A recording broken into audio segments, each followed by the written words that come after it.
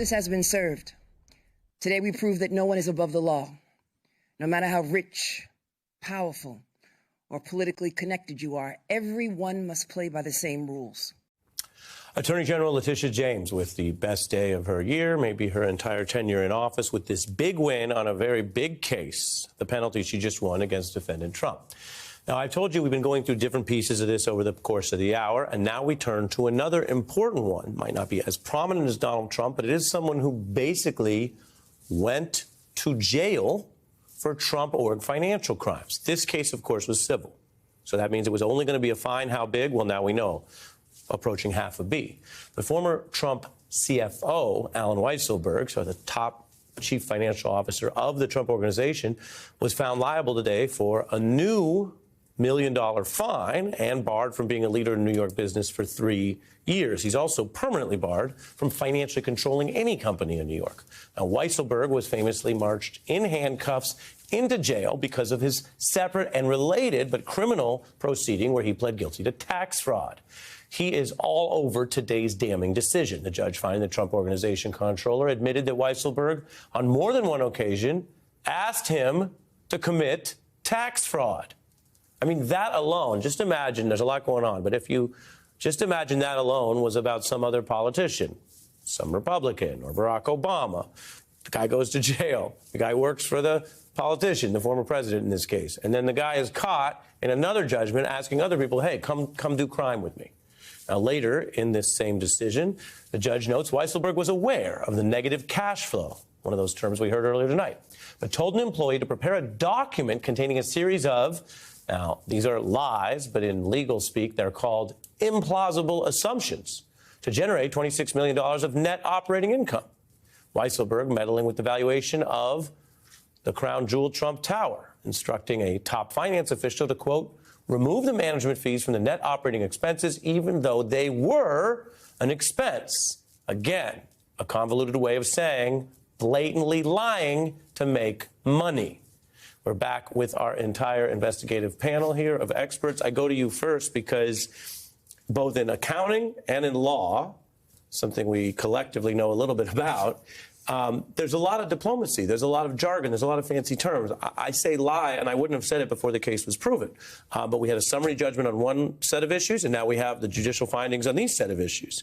And they find financial lies, knowing and willful, plus a conspiracy to try to get more people to commit tax fraud. Nicest thing I can say is, according to the courts, some of those other people didn't join Weisselberg in his tax fraud. That's the nicest thing I could say.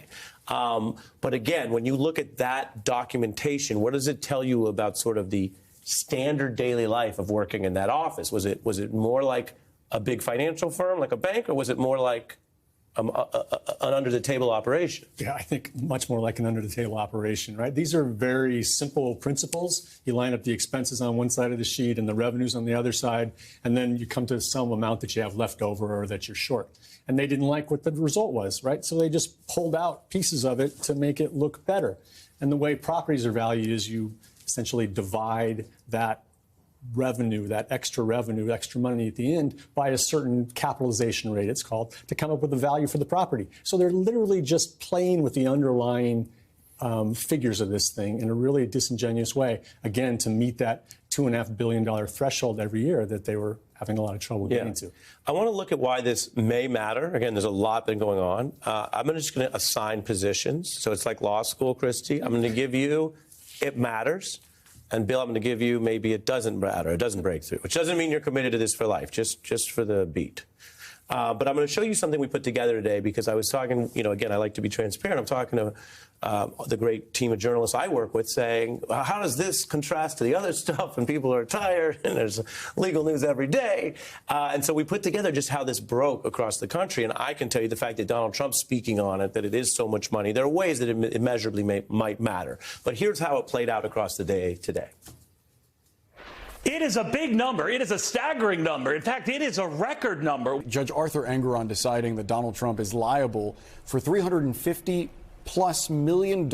This is a major gut punch, as we all well know, to Donald Trump, to his legacy. She's got a big chunk of change here if this ends up actually not being overturned on appeal. To even say it's a body blow may be an understatement. And this is all about Donald Trump, the difference being that this is really bad news for him. Because the court has done everything short of ordering that Trump be thrown into a wood chipper. The size of this fine and the level of sanctions here is breathtaking. So this is really a decision that will cause a lot of pain. Christy, how does it matter? I think it matters in a lot of ways. I mean, Donald Trump's whole image is about being this incredible businessman and also very tied up in being all about New York and the symbol of New York and Wall Street thriving. And this really puts the lie to that and shows that, no, in fact, his company was a mess. And not just was, is currently a mess. That's why this independent monitor has been extended for 3 years, because she put out a report just a few weeks ago that there are all kinds of errors still in their financials. There are all kinds of inconsistencies and problems in their disclosures. And so now, not only does he need a monitor, they're actually going to, for the first time, have a compliance officer. They don't have a compliance department at this company.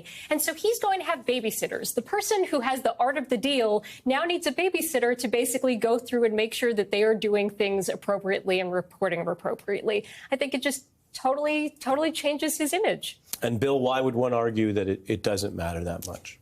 In 2016, I was involved in various failing efforts to stop Trump for the Republican nomination before it got it wrapped up. And one thing we stumbled across was the Trump University stuff, which maybe you all reported on it, but everyone not do it, which is, I mean, absolute defraud, in my opinion, total con man, defrauding people who didn't know better, people who didn't really understand what they were sending in their checks for, promised things he didn't deliver, et cetera, et cetera. And there's just many Trump businesses were like that, right? You know, the ones that were consumer facing, so to speak.